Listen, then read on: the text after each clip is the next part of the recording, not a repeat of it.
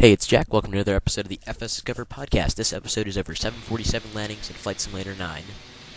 Right here, I am landing the default 747 at TNCM, Princess Juliana International, here in the beautiful island of St. Martin in the Caribbean. Now, for this first example here, this is a few minor mistakes, but other than that, it's not going to kill me. Now, as you can see from the runway lights, I'm a little bit high, so I'm just going to add spoilers. That's going to help me reduce down to my landing speed and lose altitude I need to lose before landing.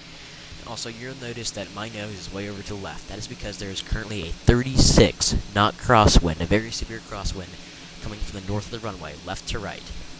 Now, because of that 36 knot crosswind, I'm going to do what's called a crab maneuver, in which I'm going to fly my aircraft in towards the wind, so my aircraft is flying straight relative to the runway. So that was a very good landing example for this airport, and as you can see here, I'll have no problems with speed at the end of the runway. Next example, I am too far to the right on about, I guess, from here, 1.5, 1 mile final. So what I'm going to do is, I'm not going to turn more into it. Instead, I'm just going to keep that crab and add more power. Now, because when you add power, obviously you're gaining speed, which is the whole point to get back to the left, instead of having to make a heavy maneuver. You're going to have too much speed and a little bit too much altitude. So right here, I'm just going to add the spoilers, which helps me lose speed and altitude I need to anyways before landing. So now, because I did that correctly, I'm going to have a perfect landing here right beyond the numbers. Right there over the runway threshold, very nice. Come down to the runway and absolutely perfect landing for this type of maneuver. Now as you can see right after here now that I've landed, reverse thrust and brakes. And next, in our final example for landings, this one is obviously too low. Now here's what I'm going to do. I'm not going to pull up, stall out the aircraft, hit the water, and obviously not good. I'm not going to go around because I really don't like going around. So here's what I'm going to do. I'm going to keep it at that low altitude, keep the amount of thrust I need, keep the correct flaring, keep it very low to the ground. Then here at the very last second, now that I'm in the correct spot of the runway, put out the spoilers, the aircraft drops down that last foot or two, hit the ground perfectly, have the right speed, the right crab maneuver, and everything. Now, a little bit more explanation of the crab maneuver.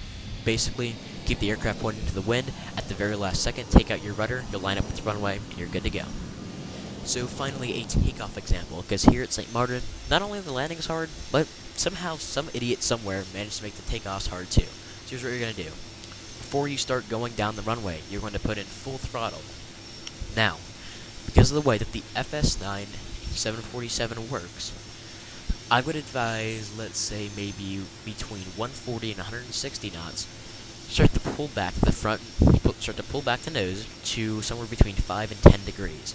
Now, don't pull it all the way back, get a tail strike, get off the ground, stall and crash. Just hold it there. Let the aircraft get airborne on its own so you know for a fact you're at a safe landing speed. Now right there, I had more than enough clearance over there at the runway. If I really needed to and something went wrong, I had more than enough speed to pull back and get out of there fine.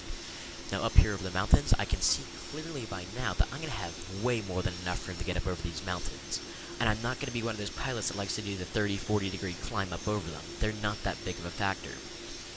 So, I have a positive rate. I can see pretty clearly that I'm going to make it. I'm going to put my gear up. Now once I've gotten past here, this is the only factor I really need to worry about when getting off the island. I'm already at V2, so I'm good to go. And get out of there. Thanks for watching.